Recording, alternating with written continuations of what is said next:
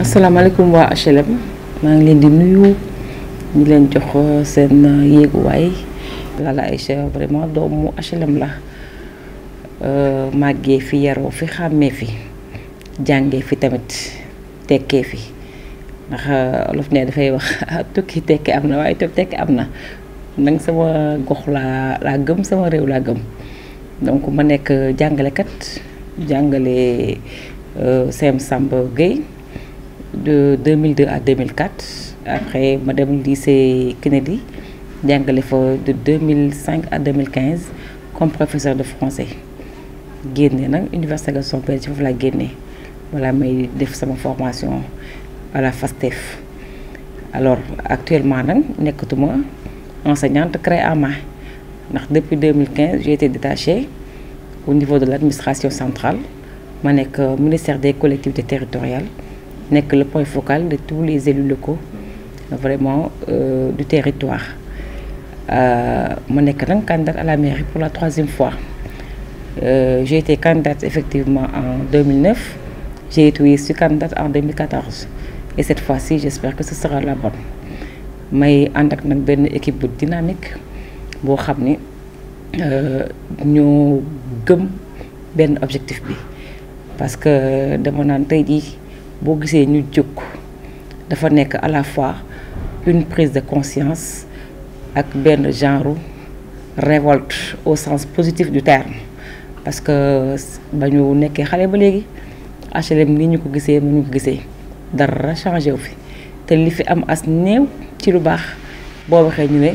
sunu yaay ja yal na yàlla yokk ay fanam ay da jong moo ko fi def foofu lañu fàttalikoo vraiment magistère boo xam ni xaw na positif ñu yaakaar na actuellement ni dafa jot na li anglais di wax it's high time ñu essayer wala ba yegale ko rek it's high time trying with women te dañoo gëm nag leadership féminin ànd ak nag ay góor yoo xam ne dañu ko gëm parce que problème bi mooy Sénégal bi ñu nekk góor ñi si waxam ñu si bëri ñoo pareegul pour jigéen jiite te dama yaakaar ni loolu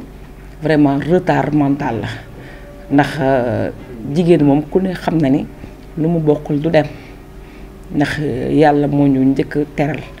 yàlla moo ñu njëkk sagal te boo xoolee dans l'histoire traditionnelle de notre pays les femmes ont été au front dans toutes les conquêtes dans toutes les résistances tey jii nag dañoo nekk ci li ñuy wax à l'ère des femmes ñu taxaw nag vraiment bëgg dem nag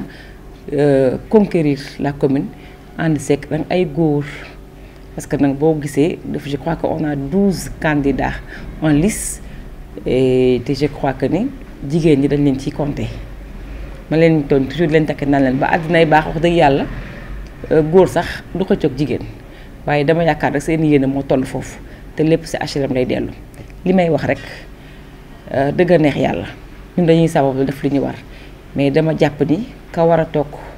yàlla da xam na ko ba pare ñu ngi ñaan yàlla nag mu doon ñun te ñu ngi sabablu tamit lépp li war ñu ngi koy def comme ay nit lañu def yëfu nit li nga xam ne borom bi moo ko moom ñu bàyyi ko ak moom. ñu teg nag benn programme boo xam ne macha allah programme bu riche boo xam ni ça répond aux réalités de la commune un programme boo xam ni qui aspire à changer le devenir et le cadre de vie de la commune parce que dans un programme tout est priorité mais ñun suñu priorité des priorités l'urgence c'est le cadre de vie je crois que il urge que HLM change de visage te boo ko dégg sax samay slogan c'est ensemble avec Lalla Aïcha pour changer le visage des HLM et boo waxee changer le visage wax nañu de façon subtile le cadre de vie boobu nag mënoo ko wax te waxoo nga xam ni les points saillants de la commune muy marché HLM ndax marché HLM boo dee HLM rek sa xel foofu lay njëkk dem te dafa jot ñu réorganiser ko ba nga xam ni dina nekk une vitrine de la commune parce que c'est un point boo xam ne ça participe de façon conséquente sur le renflouement de l'économie locale kon nag li nga xam ne ressource la bu lay jàppale ci sa biir gestion da nga ko war a gérer ña fa nekk gis seen bopp population bi gis ci seen bopp boo jógee foofu ñu am beneen zone boo xam ne c'est une zone qui fait de la commune une zone industrielle muy la solidaire bi tamit dafa laaj réorganisation. En quoi faisant? Parce que boo dee solidaire rek ñu gis dugg ci domaine privé alors que ni ku ne xam nga ni dans le cadre de la gestion communale dañu am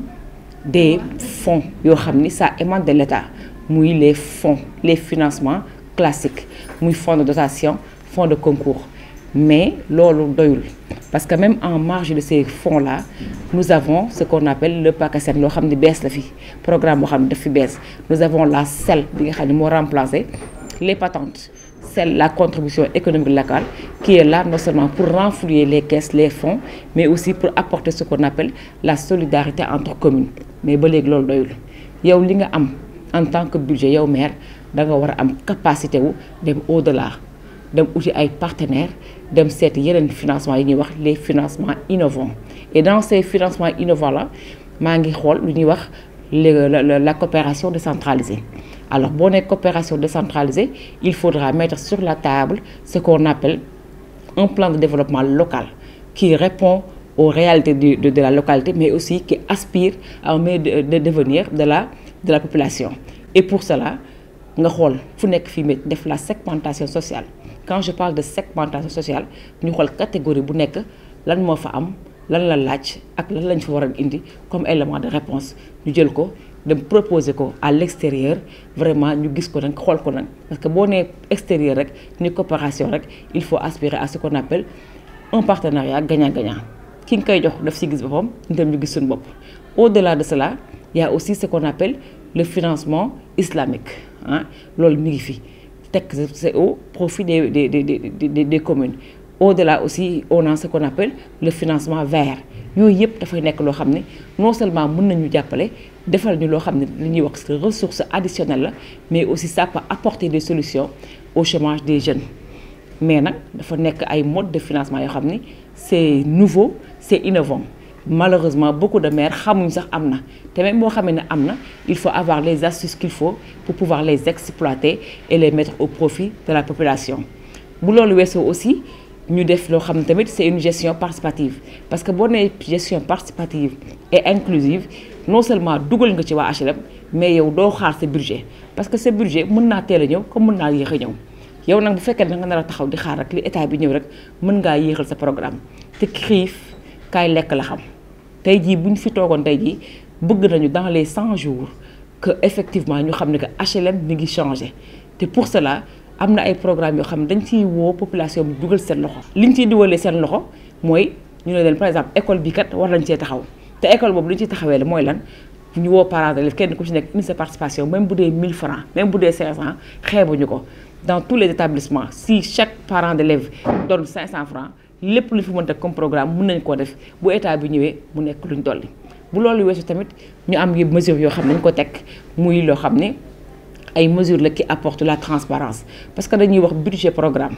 nga xam ne ñu ko teg appliquer ko normalement dans tous les ministères mais y a des ministères qui tardent à l'appliquer man damay ñafe ba di si xeex naan il faut que ñu teg boobu budget programme au niveau des lieux parce que nag au niveau des mairies les fonds entrent mais il y a pas un suivi il y a pas un contrôle les corps de contrôle de l'État doivent être vraiment mis en branle pour ñu mën a xool li ñuy jox comme ressource fan lay dugg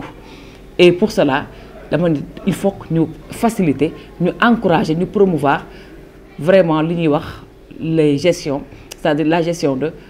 du budget programme ndax boo tegee budget programme nag teg nga ñetti mbir parce que budget programme boo ko déggee mooy xaalis bi fi nga koy dugal da ngay xam fan la da ngay def la planification bi ñëw pare di nga am li ñuy wax la transparence il y a aussi ce qu'on appelle la gestion axée sur les résultats par force da nga am ay indicateurs de performance santé bi tamit teg nañ suñu loxo école bi tamit teg nañ suñu loxo donc programme bi bari na bari goo xam ne la jeunesse le sport tey jii suñu cadre de vie boo ko waxee am na par exemple